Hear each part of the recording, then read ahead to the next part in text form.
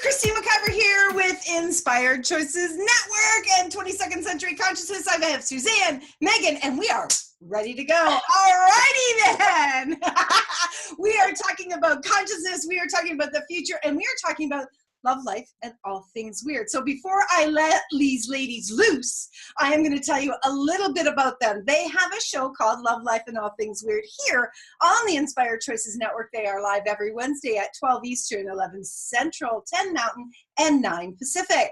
Megan is an adventurer. Oh God, you have no idea. An explorer, a surfer, and a life coach. And I think she's way more than that. But anyways, her uncanny capacity to dream big and her playful approach couple masterfully to support the creatives of the world. Megan helps hack through the overgrown can'ts and paves a path for individuals to embody their genius capacities, launch epic projects, and transform their lives and businesses. She has been coaching and facilitating individuals and groups for over 20 years. Suzanne is a guide, truth teller, and soul revealer. She can empower you to dust off your soul's truth and unveil the most authentic, magical, and abundant you've ever imagined. Suzanne's 20 plus years of diverse experience paired with her training as a psychic, personal trainer, health coach, and accountant uniquely qualifies her to bring her clarity and revitalizing energy to every area of your life. Together, they're wild. They embody the total opposites attract, and the result is true synergistic power. You can connect with Megan at megansillito.com and Suzanne at livingyoursoultruth.com. Welcome, ladies. So happy to see you. Woo! How are you? How are you? How are you? We're excited to be here. I've just been on an adventure in consciousness to get here. And Megan, what you will do for consciousness is just awesome. Right? Yeah. Totally will. Mm-hmm. Yep. So, ladies, first question. When you heard me say 22nd century consciousness, what was the first thought? The future for me, just like the future. Expansion. Mm-hmm. Cool. It's like going to a place of expansion where there's a higher vibration and energy than I've tapped before. Mm-hmm. And to, like, I could feel it in my present time. Mm-hmm. Yeah, bringing it here now. Bringing it here now. So with your show, tell everybody what your show is about. Love, Life, and All Things Weird. Mm-hmm. I would say that the crux of the show really is comes from a dynamic that we've been exploring in our relationship called A-N-D, 3-letter word. And it's really about the idea of having it all. And, you know, when we first got together, we were so different, and there were so many kind of ideas around either it's going to be your way or my way. And because what we wanted was so different and our ways were so different, that we started going, well, if this is going to work, we have to go beyond this either or idea and find this place where we both can be us.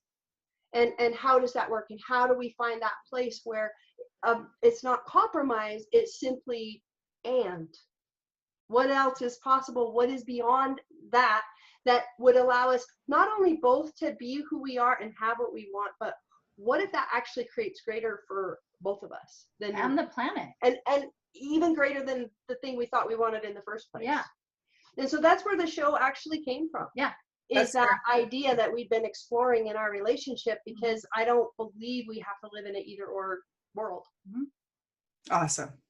So, I mean, this is pretty straightforward, but how do you see your show contributing to the future?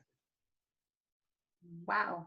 Well, I would say we're always tapping future energies in our Mm-hmm. show. Always. Mm-hmm. And kind of radical ideas. I mean, even that idea of the and is radical. Having it all is radical. You know, people are like, what do you mean? Like, okay, yeah, I mean, you can have some, but like, you have to compromise, right? Mm-hmm. I mean, we hear that all the time. We hear that all the time, and we're like, no, we're not going to. So I feel like that we're actually living every day a future that most people have never thought of yet. And right. And aren't maybe willing to venture into. yes. Yeah. But you know what? I'm going to be the devil's advocate. I can hear people in my head. So you say you don't compromise, and I want to say bullshit on that, because I work with both of you, and you both are so amazing and this isn't working, so what do we need to do? And so when you say compromise, it's not that you're like, it's always my way or the highway. It's something different. It's not compromising on what you know is possible as far as creating greater, correct? Sure. Mhm. Yeah. I mean, it's really about where does it overlap? Is there an and that I can express me and she can express her? I like that. Is there an overlap there? And in that sweet spot is the and, so yeah, it really is about getting creative and thinking outside of the box and coming from a space and a place of like what truly is possible, or what can we create that maybe nobody else ever has, but is really potentially in front of us. And it's not as if like it's not like it's just like all here right now, what Right. I mean? Like it's like living into that, and choosing that, and sometimes it falls short, you know what I mean? But we're still in the conversation, we're still in the possibility of it. Right. Mhm. Yeah, so I would say that this came from many years of compromise and noticing how that doesn't work and the backlash that compromise creates.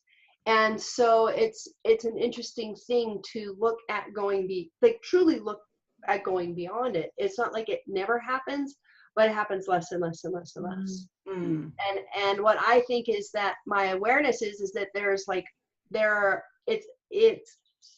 the possibilities of the future are asking us to go beyond our small thinking. Mm-hmm. And so if I can't find anything else besides compromise to move through something, I probably haven't expanded into the possibilities that are really truly available. And again, it's like we're lab rats in our own experiment. So it's like sometimes the medicine works and sometimes it doesn't. But I think what Suzanne means is that we're not going to give up on this idea of and.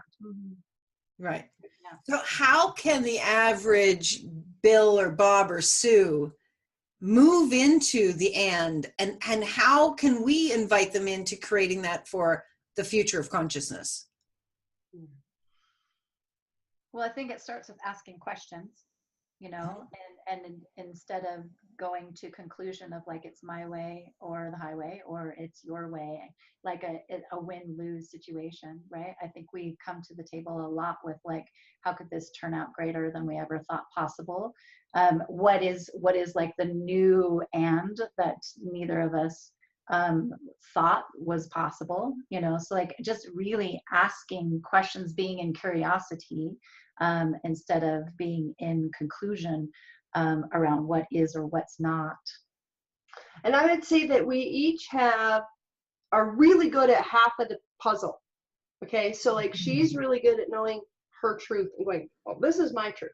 This is what I know. This is what's true for me, right? This is my guess. This is my no. You can see it's not subtle. No, Suzanne is not subtle. She's many things. Subtle is not one of them. Nope. And as a friend, it's not required.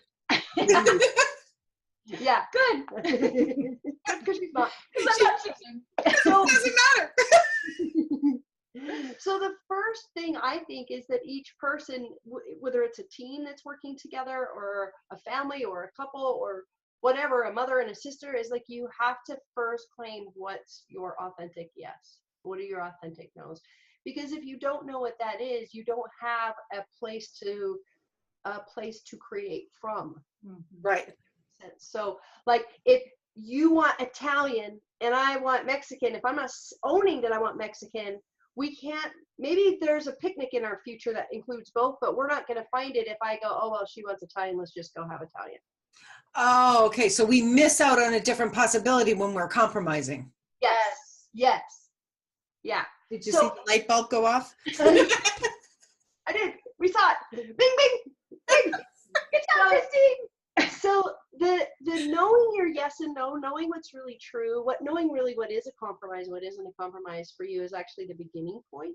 And then it's asking questions. And I'm like the question possibility queen. I'm really good at like, well, what else is possible? How do we make this go? And like, you know what I mean? But I haven't always been so good at knowing what's actually really true for me. And so she's taught me about truth, and I've taught her about possibilities. So we're learning those two pieces of the and puzzle. That's very And cool. that's what I would tell people is like, really start to look at what is yes for me? What is no for me? Yes is going to be heavy. Or sorry, yes is going to be light, and no is going to be heavy. Just switch that around. Okay? Just yes. No wonder she's having a bit of a difficulty with her yeses and nos. See? Pick it up and you gotta pick it out. Yeah, so Excuse me, I need some vodka. so as you get clear about, okay, this is what I really desire. And then whoever you're playing this game with can get clear about what they desire. And we can actually be an allowance of each other's desires, even if it looks like it's impossible, insurmountable, ain't no way that's going to happen kind of thing. If you go, okay, cool, that's what you want. Yeah, wow, I have no idea how this is going to work. This is what I want. When there is allowance for both desire, it's almost like that creates another possibility or other possibilities to appear that can't appear otherwise. Right. So you, in the way that you two create, you can't become impatient, right? Yeah, we do. Okay, so it's in your favor if you don't. Yes. Yes. Yeah. And you allow the possibility to unfold. Yeah. Yes, and sometimes that can be, it's very much not on our particular timeline. Like for me, I wouldn't say I'm a patient person, right? But it's Not like subtle, not patient. Patient as she is subtle. We're making a list over here. it's fine. It's good. You're totally cool with it. I love it. So, but like I would say that for me, there's been this practice in allowance and allowance the next day and an allowance the next day, that there's this and that's going to emerge. Because we're sometimes we're talking about really, really, really big things, you know, that we're trying to negotiate and see if we're on the same page around. And it's not going to, you know, Rome was not built in a day. And so for me, it's a choice and a practice of asking, you know, where's the and? Is there an and can I be an allowance of the process of it? And it doesn't always look like you think. Yeah, I mean, hardly ever. Yeah, honestly. No. I mean, it's like if I wanted to go, we're having a vacation, I want to go to Hawaii, and she wants to go to Spain on the same week. Like, okay, short of going for 4 days to Hawaii and 3.5 days to Spain, we are going to have to make a choice. But within that, it's like, okay, well, cool, let's go to Spain next year. Let's go to Hawaii this year. Like, it's that kind of a thing, right? But it's like you can't ride two horses in two directions at the same time. So there are some times where you have to go beyond what most people would think of as an and, which most people think about as fair and equal. It isn't always. The and isn't, it's that place where you both feel like you can truly choose that in a space of lightness. That's doable. So when we're talking about the future of consciousness, 22nd century consciousness, how are we going to get there and have it be as juicy as we know is possible? Well, you know, it's interesting because today a couple of things happened that I felt like were really connected to this interview. And one was that we brought in some material in our show this morning. Now, I don't think anybody's ever talked about or brought in that I've seen anywhere. And I could feel that it was like there wasn't a large birthing canal. Like I could feel the energy of crunch as it was kind of coming through, but it's like, you know, the feedback has been like really blew people's circuits and like opened some big spaces. And it was like we both felt really funky after, like, whoa, like what was that? Because that's part of what she was saying. We're willing to talk about things and possibilities that aren't here yet, that no one else is talking about. What if? You know, this particular show was like, what is in our junk DNA? Is there capacities, including financial capacities, that we can tap that we didn't even know was possible before. We don't know, but as it's coming through, there's like this energy and this like, there's something really here for humanity going forward. And at the end of it, this whole piece came through about how we have spent so much time fighting forces, fighting anti-consciousness, fighting for consciousness, fighting unconsciousness, fighting our brothers and mothers and fathers, and fighting the stupids, and fighting limitation, and fighting. And I feel like we have mistaken fighting for creation.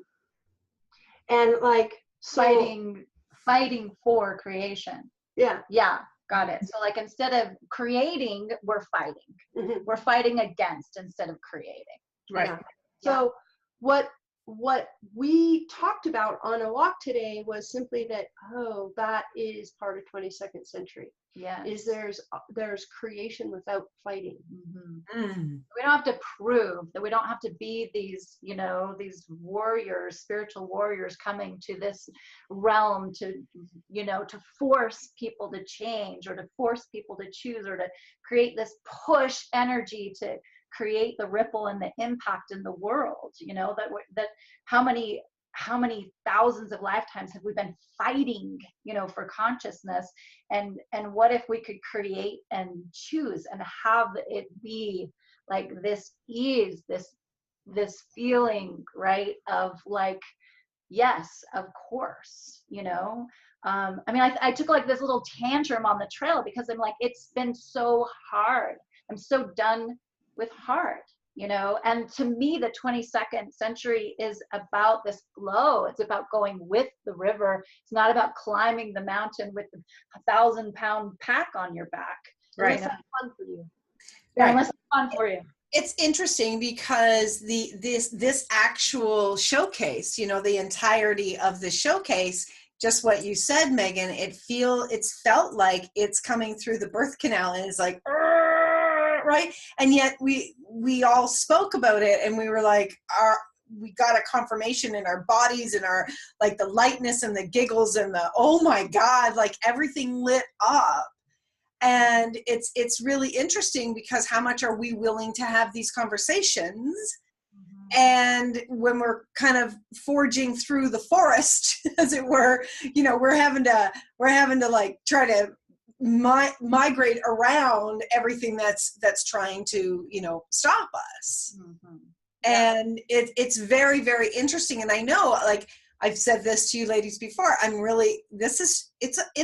it's difficult, it's hard, and it's not easy. So how do we literally come out of fighting, all of us, right? Whether you're talking about a relationship, whether you're talking about your own self, whether you're talking about money, whether you're talking about consciousness, whatever space and place you're in, whatever you're looking at changing, how do we do this without resorting to the fight? Well, one of the questions that came while you were asking that was that I think we have to ask our bodies, because our brains are entrained to this sort of causal, one step forward, one step back, push force. Our brain is really, like, we've seen it, our parents do it, and their parents do it, and everybody around us do it. And if you think about how many millions of systems are operating simultaneously in the body with ease, like, you don't even know it. Like, do you know how many millions of systems are actually engaged just for us all to sit here right now? It's insane. And our bodies are the consummate multitaskers. Our bodies is, and it's like, it's just like, just what came just now was like, what if we asked our bodies how to fully step into ease? What do our bodies know about ease? What do our bodies know about creation from ease?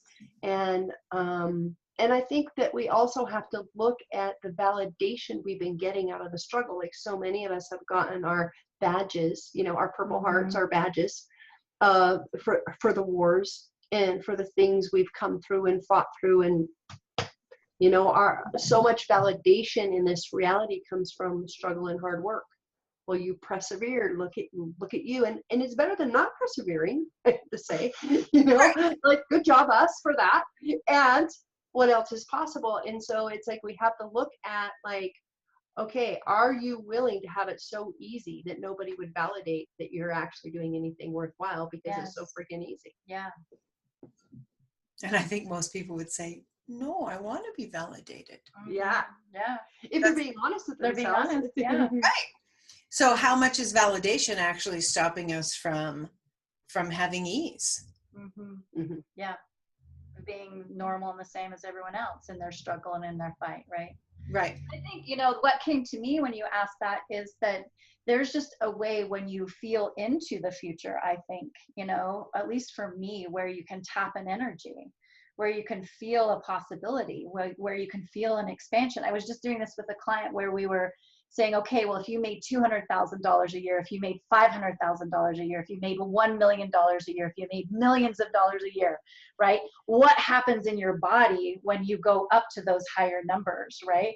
It was this incredible upward energy, right? Of tapping that potential, that possibility, that future that's then kind of coming through your body, right? So to me, it's also about being in that energy and cultivating your environments and the people that you're talking with, to have these kinds of conversations, to be in that future energy of what's possible. Like, I feel excited about my children's future, about what's happening on the planet.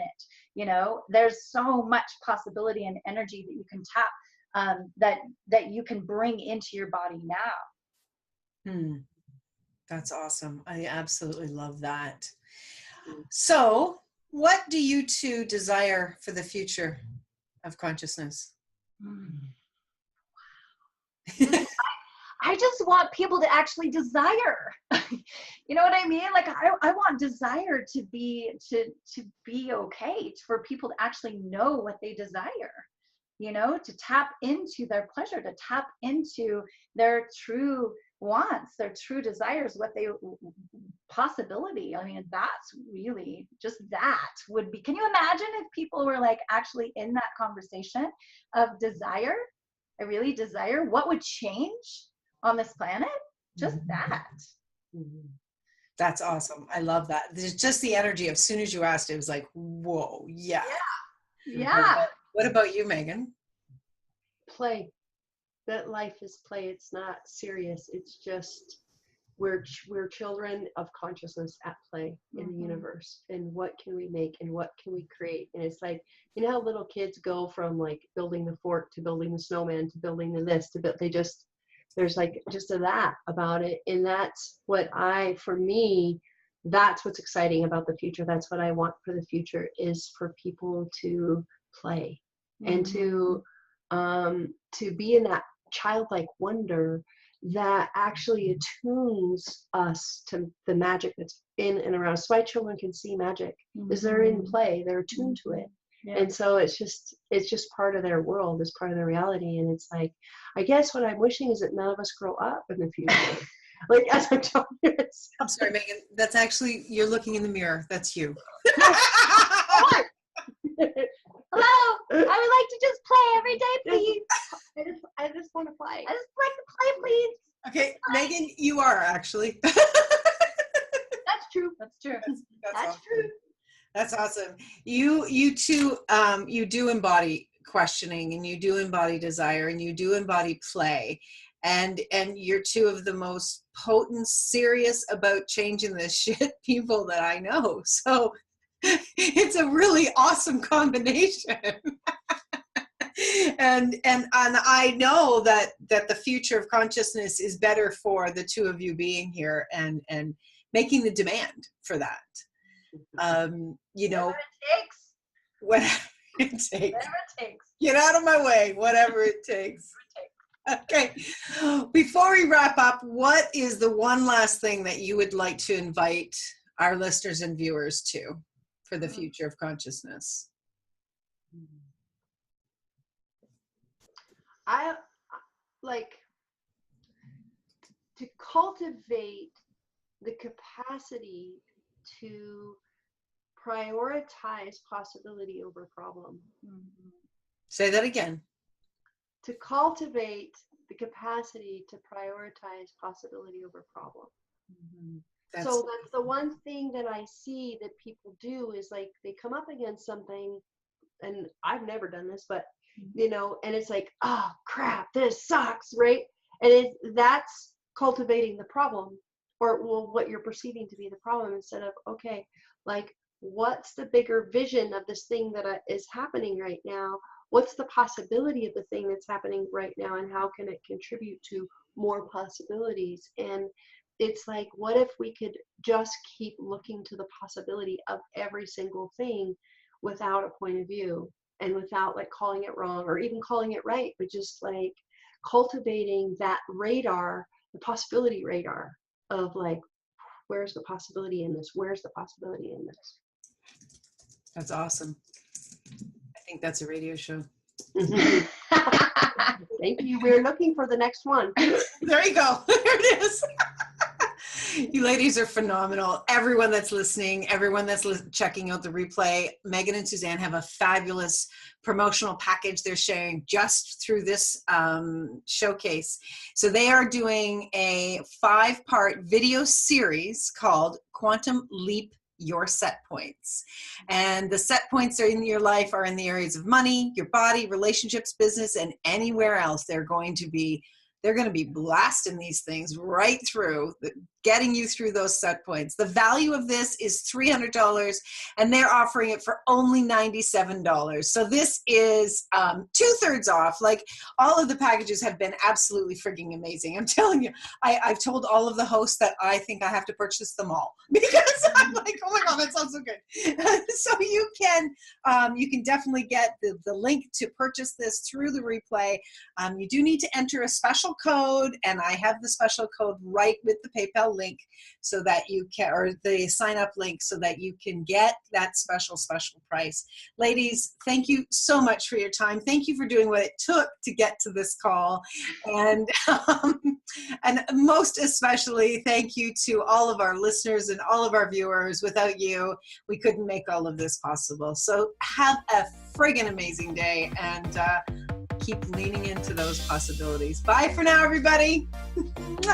Bye.